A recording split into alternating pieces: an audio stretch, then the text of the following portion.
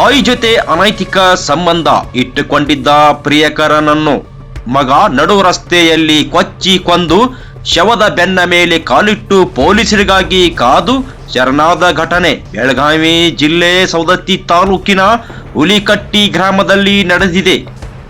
ಬರೋಬ್ಬರಿ 16 ಬಾರಿ ಮಚ್ಚಿನಿಂದ ಕೊಚ್ಚಿ ಬರ್ಬರ ಹತ್ಯೆ ಮಾಡಿದ್ದಾನೆ. ಬಸಡೋನಿ ಗ್ರಾಮದ ಬಸಪ್ಪ ಹೊಸಮನಿ 51 ವರ್ಷದ ಕೊಲೆಯಾದ ವ್ಯಕ್ತಿ. ಈರಯ್ಯ ಮಡಪತ್ತಿ ಕೊಲೆ ಆರೋಪಿ. ನಿನ್ನೆ ಸಂಜೆ ರಸ್ತೆ ಮಧ್ಯೆ ಬರುತ್ತಿದ್ದ ಬಸಪ್ಪ ಹೊಸಮನಿಯನ್ನು ತಡೆದು ಹತ್ಯೆಗೈದು ಬಳಿಕ ಪೊಲೀಸರಿಗೆ ಕರೆ ಮಾಡಿ ಕೊಲೆ ಮಾಡಿದ್ದಾಗಿ ಈರಯ್ಯ ಮಾಹಿತಿ ನೀಡಿದ್ದಾನೆ. ಪೊಲೀಸರು ಬರುವವರೆಗೂ ರಸ್ತೆ ಮಧ್ಯೆ ಬೆನ್ನ ಮೇಲೆ ಕಾಲಿಟ್ಟು ನಿಂತಿದ್ದ ಆರೋಪಿ ಈರಯ್ಯನನ್ನು ಸವದತ್ತಿ ಠಾಣೆ ಪೊಲೀಸರು ವಶಕ್ಕೆ ಪಡೆದಿದ್ದಾರೆ. 10 ವರ್ಷದ ಹಿಂದೆ ಈರಯ್ಯ ತಾಯಿ ಜೊತೆಗೆ ಬಸಪ್ಪ ಓಡಿ ಹೋಗಿದ್ದ, ಮತ್ತೆ ಗ್ರಾಮಕ್ಕೆ ವಾಪಸ್ ಬಂದಿದ್ದ.